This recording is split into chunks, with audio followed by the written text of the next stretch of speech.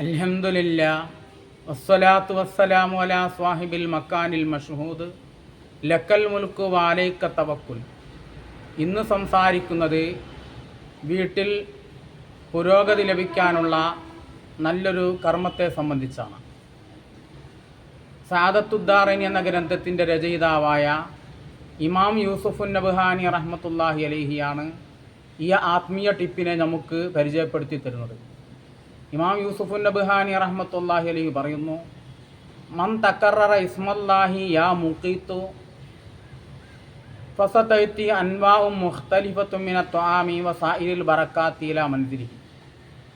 ഒരാൾ അള്ളാഹുവിൻ്റെ യാ മുഖീത്തു എന്ന ഇസ്മിനെ ആവർത്തിച്ച് ചൊല്ലിക്കൊണ്ടേയിരുന്നു.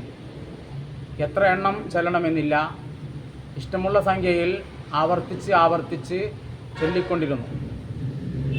എന്നാൽ അവൻ്റെ വീട്ടിൽ ഭക്ഷണങ്ങൾ, വിഭവങ്ങൾ അധികരിക്കും, മറ്റു ബർക്കത്തുകൾ അവൻ്റെ വീട്ടിലേക്ക് വന്നുകൊണ്ടിരിക്കുന്നതാണ്.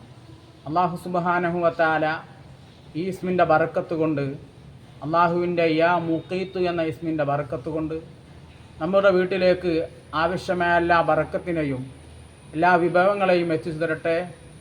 അള്ളാഹു ഇഹപര വിജയികൾ നമ്മെ ഉൾപ്പെടുത്തി അനുഗ്രഹിക്കട്ടെ. വആഖിറു ദഅവാനാ അനിൽ ഹംദുലില്ലാഹി റബ്ബിൽ ആലമീൻ.